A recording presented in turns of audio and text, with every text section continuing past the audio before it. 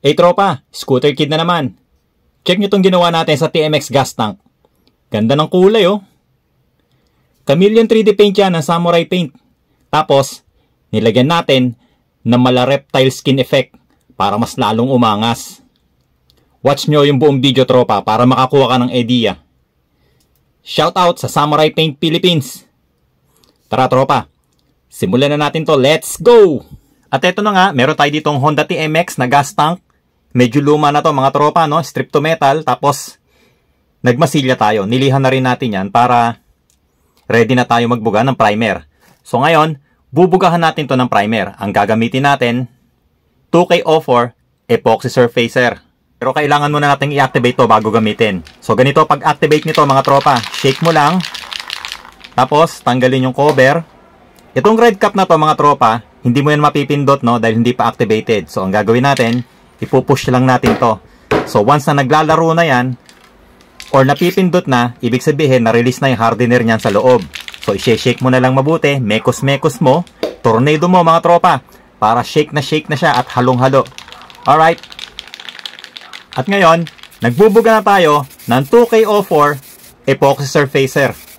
So dalawang coats ang inilagay ko dito mga tropa, dalawang layers para maganda yung pagka-primer natin sa kanya.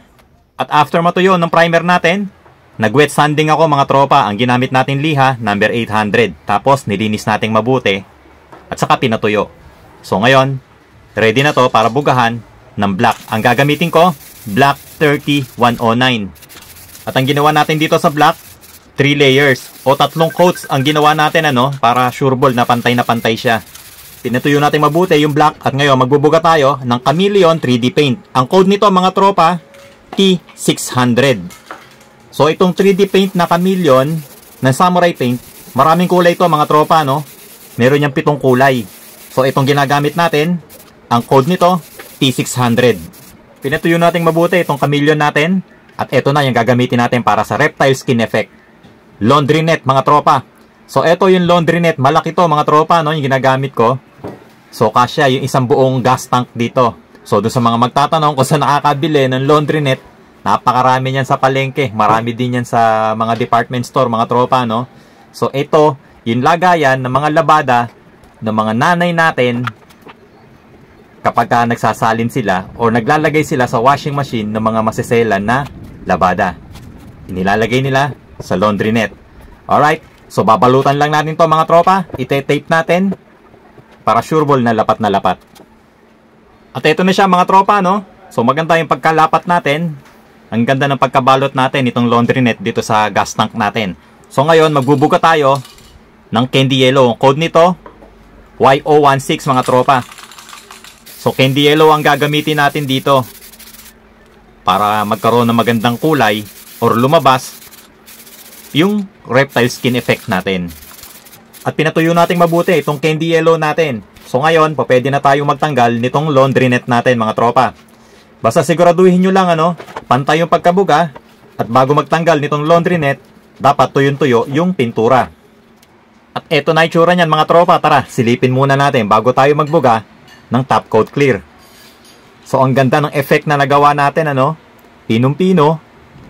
Akala mo talaga na parang skin siya ng reptile So hindi rin na-istorbo yung chameleon colors niya. Ibig sabihin, hindi siya natabunan nung candy yellow.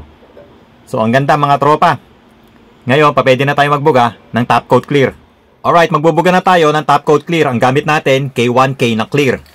So, ang ginawa kong sistema dito mga tropa, katulad din ng mga unang video natin na ginamitan natin ng 1128 na clear. So, nagbuga tayo, 3 coats, pinatuyo natin mabuti maghapon. Tapos wet sanding number 800. Tapos saka tayo nagbuga ng final coat. Yung final coat, wet application. Alright mga tropa.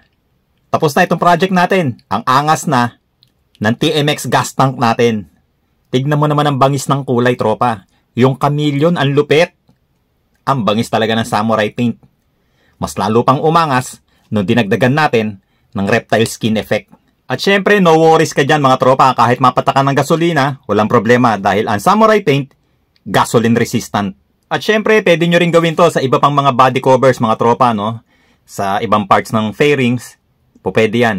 Hanggat nababalutan ng laundry net, pwede. Alright? So ulit, maraming salamat sa lahat ng sumusuporta sa Scooter Kid. Maraming salamat sa lahat ng followers, subscribers, star senders, pati yung mga subscribers natin sa YouTube tsaka sa TikTok. Maraming salamat mga tropa. At syempre, maraming salamat sa Samurai Paint Philippines. Salamat mga boss. So paano mga tropa? Kita-kits ulit tayo next video. Ride safe palagi. Peace!